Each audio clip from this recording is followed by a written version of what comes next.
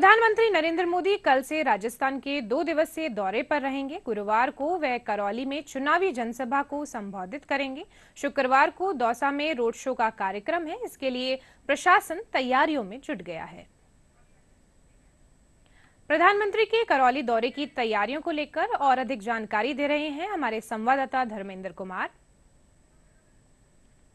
ये देखिए, बताना चाहूंगा, प्रधानमंत्री कल दोपहर करौली पहुंचेंगे, जहां एक जनसभा को संबोधित करेंगे। करौली धौलपुर से भाजपा ने इंदु जाटव को प्रत्याशी बनाया है और इंदु जाटव के समर्थन में जनसभा आयोजित हो रही है। जनसभा में मुख्यमंत्री भजनलाल सहित अन्य मौजूद रहेंगे। इसके लिए यहाँ प्रशासन तैयारियों में जुटा है। करौली कैला देवी मार्ग स्थित सिद्धार्थ सिटी में सभा स्थल बनाया गया है और वहीं प्रधानमंत्री का हेलीपैड बनाया है। तैयारियों को लेकर एसपीजी यहाँ पहुंच चुकी है। सुरक्षा के पूरे इंतजाम किए गए हैं और हेलीपैड सभा स्थल के 3 किलोमीटर के दायरे में नो फ्लाइंग जोन बनाया गया है। इसके साथ ही 3 बड़े बड़े डोम बनाए गए जहां जनसभा संबोधित होगी। जी धर्मेंद्र, आप मुझे कुछ वहां के स्थानीय मुद्दों के बारे में बताएंगे? जी, बताना चाहूंगा। देखिए, स्थानीय मुद्दे, सबसे जो बड़ा मुद्दा है वो करौली धौलपुर रेलवे लाइन का है, जो गंगापुर तक जाती है। इस रेलवे लाइन को लेकर पिछली बार भी वोटिंग हुई थी और इस बार भी ये एक प्रमुख मुद्दा है। इसके साथ ही बिजली, पानी, सड़कें ऐसे मुद्दे हैं जो स्थानीय मुद्दों को प्रभावित करते हैं।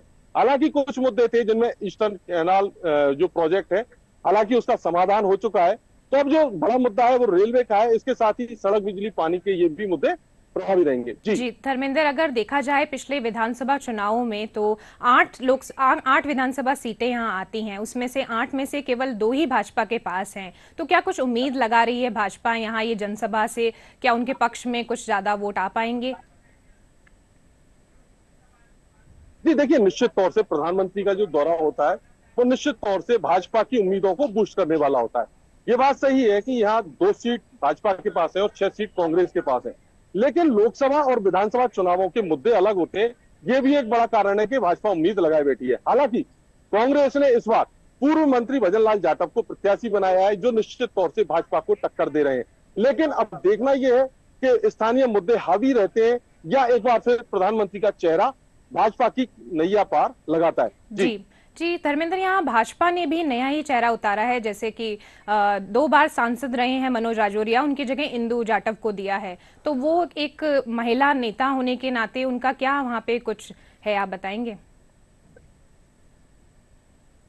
देखिए, बात करें इंदु जाटव की, तो इंदु जाटव एक नया चेहरा तो है ही, साथ ही महिलाएं, इसका निश्चित तौर से बीजेपी को फायदा मिलेगा। साथ ही अभी तक जो इंदु जाटव है वो पूर्व प्रधान रही है करौली पंचायत समिति में और उनकी साफ सुथरी छवि रही है। इसका लाभ भी भाजपा को मिलेगा और इसी चीज को ध्यान में रखते हुए भाजपा ने इस बार इंदु जाटव पर दाव खेला है। हालांकि जब 2 बार डॉक्टर मनोज राजौरिया यहाँ से सांसद रहे थे, लेकिन इस बार कुछ क्षेत्रों में उनका विरोध था। साथ ही भाजपा ने एक नया प्रयोग करते हुए इंदु जाटव को प्रत्याशी बनाया है, जबकि भजनलाल जाटव वो पूर्व सरकार में मंत्री रहे, तो उनके सामने इसलिए भाजपा ने एक महिला और समझदार जो महिला है उसको प्रत्याशी बनाकर नया दाव खेला है।